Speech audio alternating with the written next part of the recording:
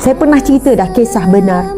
Seorang lelaki dalam satu ceramah baru bangkit daripada koma yang begitu lama. Koma yang begitu lama. Dia bukan orang tak ada agama. Dia bukan orang tak jaga solat. Dia juga salah seorang penceramah sebelum dia koma.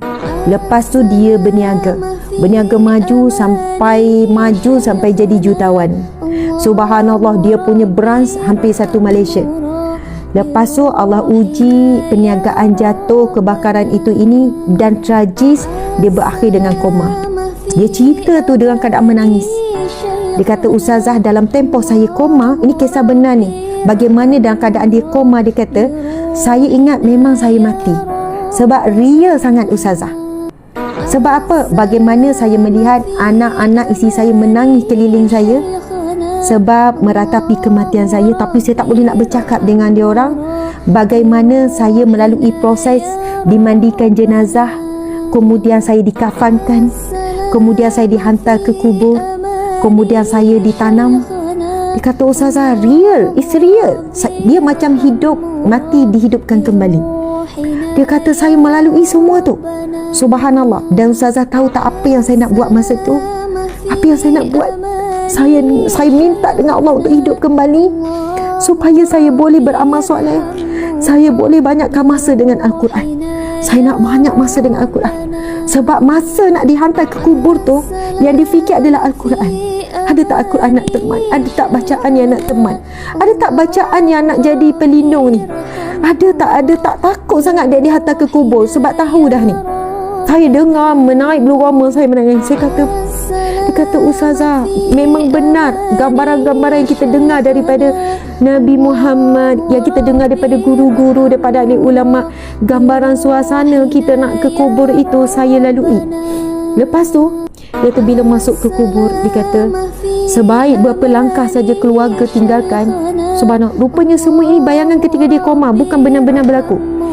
Memang benar, terus datang malaikat terus datang Ustazah. Kemudian soalan pertama yang ditanya kepada saya, mana Rabbuka, siapakah Tuhan kamu? Dia kata, Ustazah, saya nak jawab Allah, tapi saya tak boleh nak jawab. Saya tak boleh nak jawab Allahu Rabbi, Allah itu Tuhanku, Allah itu sembahanku. Saya tak dapat jawab Ustazah. Dia kata gitu. Saya kata, tak dapat jawab. Tak dapat Ustazah, tak dapat. Walaupun hati saya kuat nak jawab, saya tak dapat jawab. Dan apa yang berlaku, dia kata, saya kena pukul dengan satu belati, satu pukulan. Dia kata, di dunia ni saya tak boleh nak gambarkan. Kalau nak gambarkan macam bagaimana alat pemukul tu, maksudnya kalau kita kata rotan, kita boleh bayar rotan kan. Kalau dia kata satu benda yang macam besi, tajam, dia tak boleh nak ceritakan. Gambaran tu tak ada seumpama di dunia. Saya dipukul sebab tak dijawab. Saya dipukul dan saya jatuh ke dalaman yang sangat dalam, dan kesakitan tak boleh digambarkan. Dan itulah yang saya lalui sepanjang saya koma. Lepas tu saya sedar daripada koma. Perkara pertama yang saya buat ialah, lepas semua keluarga, semua doktor semua terkejut, saya bangkit semula. Perkara pertama yang saya buat adalah, ialah anak isteri semua masih bersama dengan saya. Saya terus pindahkan anak-anak ke sekolah tahfiz. Saya buat keputusan untuk menjadi ahli Al-Quran. Saya nak baca Al-Quran sebanyak-banyaknya. Sebab saya tahu tak ada siapa yang boleh tolong di dalam kubur, melainkan yang disebut dalam hadis Nabi, Al-Quran itu pemberi syafaat. Amal soleh.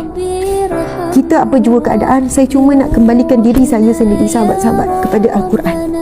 Kita terlalu banyak leka dengan ni, terlalu banyak. Walaupun ada kebaikan telefon ni, tapi hakikatnya Al-Quran adalah sahabat sejati, yang mana kalau kita baca, dia akan setia dengan kita sampai dalam kubur, sampai ke mahsyar.